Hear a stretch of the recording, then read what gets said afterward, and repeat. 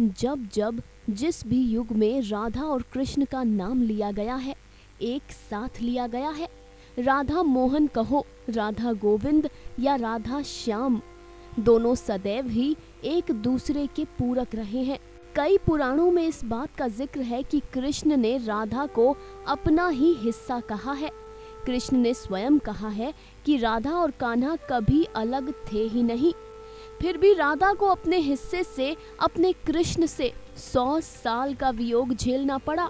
100 साल तक अपने कृष्ण को देख तक नहीं पाई राधा। जिन्हें पुराणों और ग्रंथों का ज्ञान है वो ये जानते ही होंगे कि महज 11 साल की उम्र में कृष्ण वृंदावन छोड़कर मथुरा चले गए थे। कहा जाता है कि इसके बाद कृष्ण अपनी राधा से मिलने वृंदावन कभी नहीं लौटे। द्वारका में उन्होंने 16,108 पत्नियों से विवाह किया। फिर वह कुरुक्षेत्र युद्ध महाभारत में अर्जुन के सारथी बने। लेकिन कैसा हो अगर हम कहें कि ये सत्य नहीं, कैसा हो अगर हम कहें कि कृष्ण अपनी राधा से मिलने लौटे थे। राधा और कृष्ण की मुलाकात महाभारत के बाद वृंदावन में हुई थी। जी हाँ, अपनी राधा के लिए वापस आए थे कान्हा। तो चलिए बिना देरी किए शुरू करते हैं वर्णन राधा और कृष्ण के मिलन का।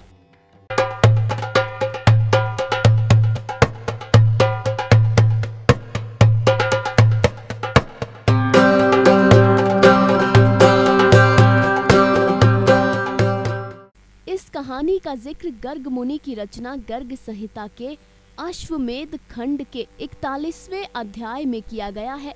ये अध्याय बताता है कि 100 साल के वियोग के बाद राधा ने जब कृष्ण को बुलवाया तो कृष्ण राधा से मिलने कदली वन राधा के महल पहुँचे। कदली वन में राधा का ये भवन, जिसमें चंदन से छिड़काव किया गया था, केले के पत्तों से सजावट की गई थी। अपनी विशालता से सुशोभित उस मेघ भवन में यमुना जल का स्पर्श करके बहती हुई वायु पानी के फुहारे बिखेरती थी। उस महल में श्री कृष्ण पधारे। कृष्ण के आने का समाचार सुनते ही राधा तत्काल उठकर खड़ी हो गई और अपनी सहेलियों के साथ दरवाजे पर पहुंची। ब्रजेश्वरी श्यामा ने ब्रज वल्लभ श्याम सुंदर को उनका कुशल समाचार पूछते हुए आसन दिया।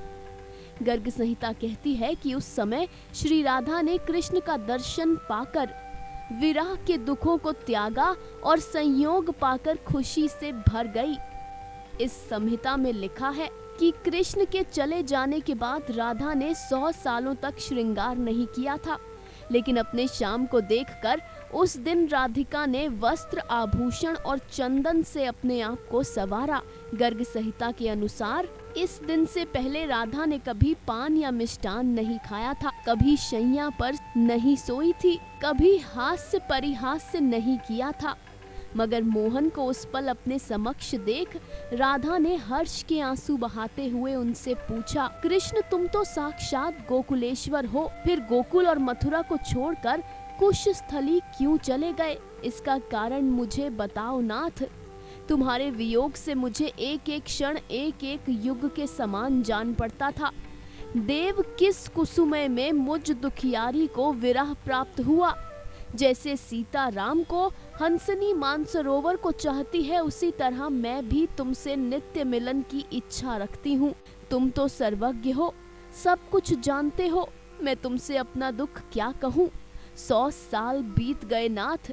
ये कहते ही राधा फूट फूट कर रोने लगी। गर्ग संहिता में आगे लिखा है कि अपनी राधा को रोता हुआ देख कृष्ण ने किशोरी से कहा, प्रिय राधा, ये शोक शरीर को सुखा देने वाला है, अतः तुम्हें शोक नहीं करना चाहिए। इस बात को ऋषि महर्षि भी जानते हैं कि हम दोनों का तेज एक ही है, जो 2 रूपों में प्रकट हुआ है।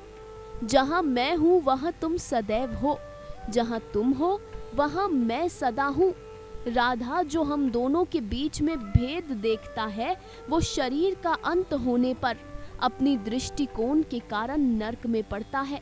राधिके, आज से तुम मुझे सदा अपने निकट पाओगी।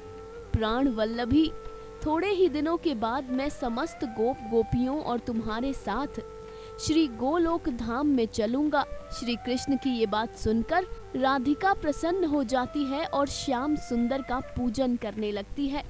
गर्ग ऋषि बताते हैं कि इसके बाद राधिका ने कृष्ण से रास क्रीड़ा के लिए प्रार्थना की। तब प्रसन्न हुए गोविंद ने वृंदावन के वनों में राधा व गोपियों के संग रास किया। जी हाँ, गर्ग संहिता बताती है कि महाभारत के बाद कृष्ण अपनी राधा से मिलने वृंदावन आए थे।